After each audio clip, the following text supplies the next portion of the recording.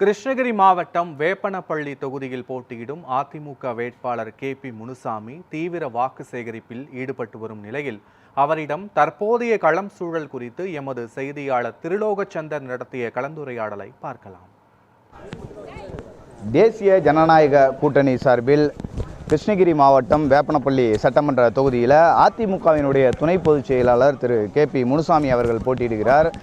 தேர்தல் தேதி அறிவித்த உடனடியாகவே அவர்கள் களத்தில் இறங்கியிருக்கிறார்கள். தொடர்ந்து தீவிர தேர்தல் பரப்புரையில் ஈடுபட்டிருக்காங்க. தற்பொழுது அவரிடமே கேட்டு தெரிந்து கொள்ளலாம் களம் எப்படி இருக்குது என்று. ஐயா வணக்கம்.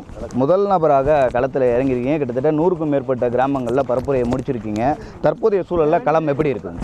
தேர்தல் களம் தேசிய ஜனநாயக கூட்டணியுடைய வேட்பாளருக்கு மிக சாதகமாக இருக்கிறது.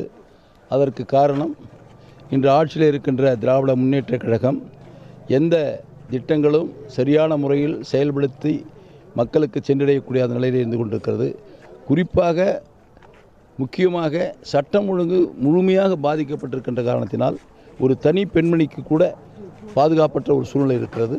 இது மக்கள் நன்கு உணர்ந்த காரணத்தினால் இந்த ஆட்சியை அகற்ற வேண்டும் என்ற முடிவு எடுத்திருக்கிறார்கள். அதனால் எங்கு சென்றாலும் மிகப்பெரிய மக்களிடத்திலே வரவேற்பு இருக்கிறது. அதுவும் குறிப்பாக தாய்மார்களிடத்திலையும் சகோதரியிடத்திலையும் அதிகமான வரவேற்பு இருக்கிறது என்பதை தெரிவித்துக் கொள்கிறேன்.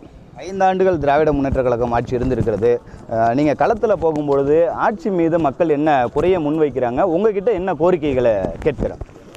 மக்கள் முதலில் எங்களுக்கு பாதுகாப்பாக வாழ்வதற்கு வாய்ப்பை கொடுங்கள் என்று கேட்கிறார்கள். இன்றைய சூழல் அதுதான் முக்கியமாக இருக்கிறது. அரசு என்ன செய்து கொண்டிருக்கிறது என்பது கூட முக்கியமில்லை. எங்களுக்கு பாதுகாப்பு வேண்டும், பாதிக்கப்படுகின்ற பொழுது எங்களுக்கு நீதி கிடைக்க வேண்டும் என்று மக்கள் நினைக்கிறார்கள். அந்த அளவிற்கு பாதுகாப்பற்ற சூழல் இப்பொழுது நிலவி கொண்டிருக்கிறது. எங்கு சென்றாலும் அவர்களுக்கு நீதி கிடைக்கவில்லை. வருவாய்த்துறைக்கு சென்றாலும் இல்லை, காவல்துறைக்கு சென்றாலும் இல்லை. எங்கு சென்றாலும் அவர்கள் கோரிக்கைகளை நிறைவேற்றப்பட முடியாமல் இருக்கின்ற காரணத்தினால் அவர்கள் மிகவும் சோர்ந்து போய்விட்டார்கள் மக்கள். அதனால் இந்த ஆட்சியை உடனடியாக அகற்ற வேண்டும் என்று முடிவு செய்திருக்கிறார்கள். அதிமுகவினுடைய தேர்தல் வாக்குறுதிகள் எந்த அளவில் மக்களிடம் சென்று சேர்ந்திருக்கிறது?